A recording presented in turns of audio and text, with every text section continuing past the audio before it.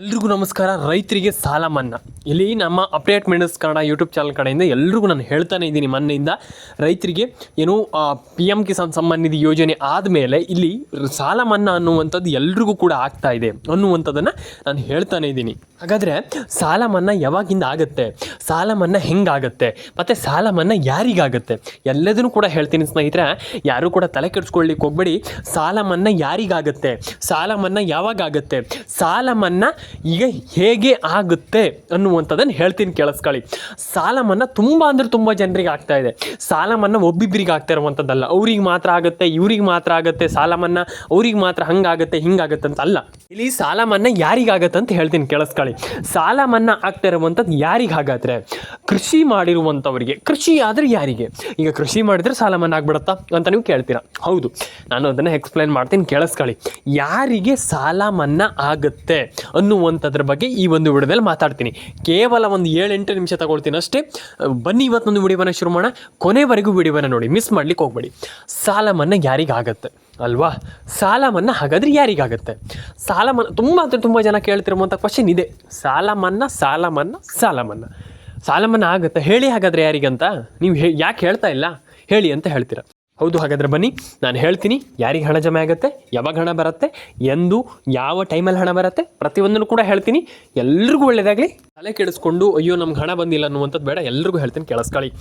ಸಾಲ ಮನ್ನಾ ಆಗುತ್ತೆ, ಯಾವಾಗ ಆಗುತ್ತೆ ಅನ್ನುವಂಥದ್ದನ್ನು ಕಂಪ್ಲೀಟ್ಲಿ ಎಕ್ಸ್ಪ್ಲೈನ್ ಮಾಡ್ತೀನಿ, ಕೇಳಿಸ್ಕೊಳ್ಳಿ. ಫಸ್ಟ್ ಥಿಂಗ್ ಏನಪ್ಪ ಅಂತಂದರೆ, ನೀವು ಇದಕ್ಕೆ ಒಂದಿಷ್ಟು ಡಾಕ್ಯುಮೆಂಟ್ಸ್ಗಳನ್ನು ಕರೆಕ್ಟಾಗಿ ಇಟ್ಕೊಂಡಿರಬೇಕಾಗ್ತದೆ. ಡಾಕ್ಯುಮೆಂಟ್ಸನ್ನು ಕರೆಕ್ಟಾಗಿ ಇಟ್ಕೊಂಡಿಲ್ಲ ಅಂತಂದರೆ ಏನೂ ಆಗಲ್ಲ. ಹಾಗಾಗಿ ಫಸ್ಟ್ ಆಫ್ ಆಲ್ ಏನು ಮಾಡಬೇಕಪ್ಪ ಅಂತಂದರೆ, ನೀವು ಸಾಲ ಮನ್ನಾ ಆಗಬೇಕು ಅಥವಾ ಯಾವುದೇ ಒಂದು ಅಗ್ರಿಕಲ್ಚರಲ್ಲಿ ಅಂದರೆ ಕೃಷಿಯಲ್ಲಿ ಏನೋ ಒಂದು ಮಾಡಿರ್ತೀರಾ, ಅಥವಾ ಈಗ ನಿಮಗೆ ಸಾಲ ಮನ್ನಾ ಮಾಡಬೇಕು ಸರ್ಕಾರ ಪ್ಲಾನ್ ಮಾಡ್ತಾ ಇದೆ, ಆದರೆ ಹೆಂಗೆ ಮಾಡಬೇಕನ್ನುವಂಥದ್ದು ಸರ್ಕಾರಕ್ಕೆ ಈಗ ಸದ್ಯಕ್ಕೆ ಗೊತ್ತಾಗ್ತಾ ಇಲ್ಲ.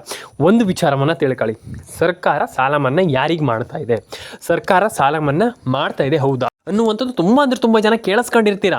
ಈಗ ಅವ್ರಿಗೆ ಮಾತ್ರ ಇವ್ರಿಗೆ ಮಾತ್ರ ಅಂತಲ್ಲ, ಎಲ್ಲರೂ ಕೂಡ ಕೇಳಿಸ್ಕೊಂಡಿರ್ತೀರ. ನಿಮ್ಮೆಲ್ಲರಿಗೂ ಗೊತ್ತಿದೆ ಸಾಲ ಮನ್ನಾ ಮಾಡ್ತಾರೆ ಹೌದಾ, ಸಾಲ ಮನ್ನಾ ಹೌದಾ, ಮಾಡ್ತಾರೆ ಹೌದಾ ಅನ್ನುವಂಥದ್ದು ಒಂದಿಷ್ಟು ಜನ ಹೇಳ್ತೀರಾ. ಹಾಗಾದರೆ ಸಾಲ ಮನ್ನಾ ಈಗ ಸರ್ಕಾರ ಮಾಡುತ್ತಾ ಅನ್ನುವಂಥದ್ದು ತುಂಬ ದೊಡ್ಡ ಪ್ರಶ್ನೆ ಇದೀಗ. ಸರ್ಕಾರ ಯಾರಿಗೆ ಹಾಗಾದರೆ ಸಾಲ ಮನ್ನಾ ಮಾಡುತ್ತೆ, ಸರ್ಕಾರ ಯಾರಿಗೆ ಹಾಗಾದರೆ ಸಾಲ ಮನ್ನಾವನ್ನು ಮಾಡ್ತಾರೆ ಅನ್ನುವಂಥದ್ದು. ಹಾಗಾದರೆ ಇಲ್ಲಿ ವೃದ್ಧರಿಗೆ ಮಾತ್ರ ಮಾಡ್ತಾರಾ, ಅಥವಾ ಏನೋ ಈಗ ಕೃಷಿ ಎಲ್ಲರೂ ಮಾಡಿದಾರಲ್ಲ ಅವ್ರಿಗೆ ಮಾತ್ರ ಮಾಡ್ತಾರ ಅನ್ನುವಂಥದ್ದು. ಇಲ್ಲಿ ಕೇಂದ್ರ ಸರ್ಕಾರದಿಂದನೂ ಕೂಡ ಫಂಡ್ ಬರುವ ಸಾಧ್ಯತೆ ಇದೆ, ನನಗೆ ಗೊತ್ತಿಲ್ಲ. ಆದರೆ ಐ ಥಿಂಕ್ ಇದೊಂದು ರೂಮರ್ಸ್ ಅಂತ ಹೇಳ್ತಾ ಇರುವಂಥದ್ದು, ನನಗೆ ಗೊತ್ತಿಲ್ಲ ಸರಿ. ಯಾಕಂತಂದರೆ ರೂಮರ್ಸ್ ಅದನ್ನ ನಂಬಲಿಕ್ಕೆ ಹೋಗ್ಬೇಡಿ. ಏನು ಕೇಂದ್ರ ಸರ್ಕಾರದಿಂದ ಫಂಡ್ ಬರುತ್ತೆ, ಮತ್ತೊಂದಾಗುತ್ತೆ, ಇನ್ನೊಂದಾಗುತ್ತೆ, ಅದೆಲ್ಲ ಸುಳ್ಳು. ಆದರೆ ನಾನು ಹೇಳ್ತಾ ಇರುವಂಥದ್ದು, ಕರ್ನಾಟಕ ರಾಜ್ಯದಲ್ಲಿ ಐ ಥಿಂಕ್ ಎಲ್ರಿಗೂ ಹಣ ಜಮೆ ಆಗುವಂಥ ಸಾಧ್ಯತೆ. ಅಂತಂದರೆ ಈಗ ಸಾಲ ಮನ್ನಾ ಮಾಡುವಂಥ ಸಾಧ್ಯತೆ ಇದೆ. ಏನೋ ಮೋದಿ ಅವರು ಮಾಡ್ತಾರೆ ಸಾಲ ಮನ್ನಾವನ್ನು ಮಾಡ್ತಾರೆ ಅಂತ, ಅದೆಲ್ಲ ಸುಳ್ಳು. ಯಾಕಂತಂದರೆ ಈಗ ಸುಳ್ಳು ಅಂತಂದರೆ ಅವ್ರು ಮಾಡಿಲ್ಲ ಅಂತಲ್ಲ, ಹಂಗಂತಲ್ಲ. ಅಂದರೆ ಈಗಿನ 8% ಮಾಡಿಬಿಡ್ತಾರೆ, ಅದೆಲ್ಲ ಕೆಲವೆಲ್ಲ ಸುಳ್ಳು. ಆದರೆ ಇಲ್ಲಿ ಮೇಯ್ನಾಗಿ ಏನಂತಂದರೆ ಸರ್ಕಾರ ಇಲ್ಲಿ ಎಲ್ರಿಗೂ ಸಾಲ ಮನ್ನಾ ಮಾಡ್ತಾ ಇದೆ, ಅರ್ಥ ಆಯ್ತಾ?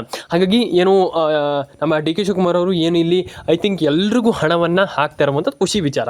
ಆ್ಯಂಡ್ ಈ ಒಂದು ಗೃಹಲಕ್ಷ್ಮಿ ಯೋಜನೆ ಮುಖಾಂತರವಾಗಿಯೂ ಕೂಡ ಒಂದೊಳ್ಳೆ ಕೆಲಸವನ್ನು ಮಾಡ್ತಾ ಇರುವಂಥದ್ದು. ಆ್ಯಂಡ್ ಡೆಫಿನೆಟ್ಲಿ ಒಂದೊಳ್ಳೆ ಹಣವನ್ನು ಜಮೆ ಆಗುತ್ತೆ, ಏನು ಕೂಡ ತಲೆ ಕೆಡಿಸ್ಕೊಳ್ಳೋಂಥ ಅಗತ್ಯ ಇಲ್ಲ. ಆದರೆ ಈಗ ಕೇಂದ್ರ ಸರ್ಕಾರದಿಂದ ಏನು ಸಾಲ ಮನ್ನಾ ಆಗುತ್ತೆ ಕರ್ನಾಟಕದಲ್ಲಿ ಅಲ್ಲ, ಅರ್ಥ ಆಯ್ತಾ? ಈಗ ಸರ್ಕಾರ ಯಾರ್ದು, ರಾಜ್ಯ ಸರ್ಕಾರ ಇಲ್ಲಿ ಮೇಯ್ನಾಗಿ ಸಾಲ ಮನ್ನಾದ ಒಂದು ಯೋಚನೆಯನ್ನು ಮಾಡ್ತಾ ಇರುವಂಥದ್ದು. ತಲೆ ಕೆಡಿಸ್ಕೊಳ್ಳಿಕ್ಕೆ ಹೋಗಬೇಡಿ. ನಾನು ಫಸ್ಟ್ ಆಫ್ ಆಲ್ ಹೇಳ್ತೀನಲ್ಲ, ತುಂಬ ಜನ ಅಯ್ಯೋ ಹೌದಾ ಸರ್ ಹಂಗೆ ಅಲ್ಲ, ಜಸ್ಟ್ ವೆಯ್ಟ್ ಮಾಡಿ, ತಲೆ ಕೆಡಿಸ್ಕೊಳ್ಳಿಕ್ಕೆ ಹೋಗಬೇಡಿ. ಪಿಂಚಣಿ ಹಣನೂ ಕೂಡ ಜಮೆ ಆಗುತ್ತೆ. ಪಿಂಚಣಿ ಹಣ ಈ ಒಂದು ವಿಡಿಯೋದಲ್ಲಿ ನಾನು ಹೇಳ್ತಾ ಇಲ್ಲ, ಆದರೆ ಪಿಂಚಣಿ ಹಣನೂ ಕೂಡ ಜಮೆ ಆಗುತ್ತೆ. ಸಣ್ಣದೊಂದಾಗಿ 1-2 ನಿಮಿಷ ಹೇಳ್ತೀನಿ ಕೇಳಿ. ಪಿಂಚಣಿ ಹಣ ಹಾಗಾದರೆ ಯಾರಿಗೆ ಜಮೆ ಆಗುತ್ತೆ? ಸಾಲ ಮನ್ನಾ ಓಕೆ, ಪಿಂಚಣಿ ಹಣ ಜಮೆ ಆಗುವಂಥದ್ದು ಹೌದಾ? ನಮಗೆ ಪಿಂಚಣಿ ಹಣ ಜಮೆ ಆಗುತ್ತೆ ಹೌದಾ? ಸಾಲ ಮನ್ನಾನು ಒಂದು ಹೇಳ್ಬಿಡ್ತೀರಾ, ಪಿಂಚಣಿ ಅಂತ ಹೇಳ್ತೀರಾ, ಎಂತ ಇದು ನಮ್ಗೆ ಅರ್ಥ ಆಗ್ತಾಯಿಲ್ಲ ಅಂತ ಹೇಳ್ತೀನಿ, ಕೇಳಿಸ್ಕೊಳ್ಳಿ.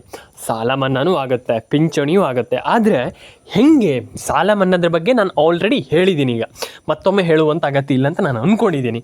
ಪಿಂಚಣಿ ಹಣ ಹೆಂಗೆ ಜಮೆ ಆಗುತ್ತೆ ಸರ್ ಅಂತ ತುಂಬ ಜನ ಕೇಳ್ತಾರೆ. ನಾನು ಹೇಳ್ತೀನಿ, ಕೇಳಿಸ್ಕೊಳ್ಳಿ. ಪಿಂಚಣಿ ಹಣ ಜಮೆ ಆಗ್ತಾ ಇದೆ ಹೌದು, ತುಂಬ ಜನ ಕೇಳಿದ್ದು 100% ನಿಜ.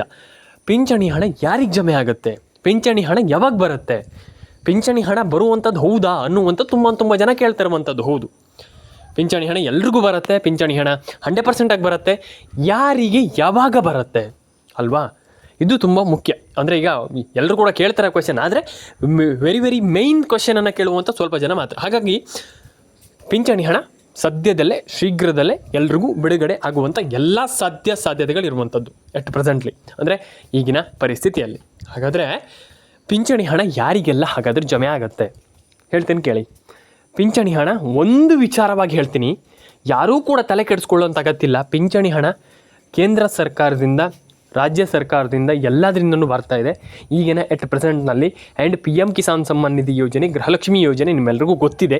ಅದೇ ರೀತಿ ಎಲ್ಲ ಒಂದು ಪಿಂಚಣಿ ಹಣನೂ ಕೂಡ PM ಕಿಸಾನ್ ಸಮ್ಮಾನ್ ನಿಧಿ ಯೋಜನೆ ಹಣನೂ ಕೂಡ ಪ್ರತಿಯೊಂದು ಕೂಡ ಹಣ ಜಮೆ ಆಗ್ತಾ ಇದೆ ಅಲ್ವಾ.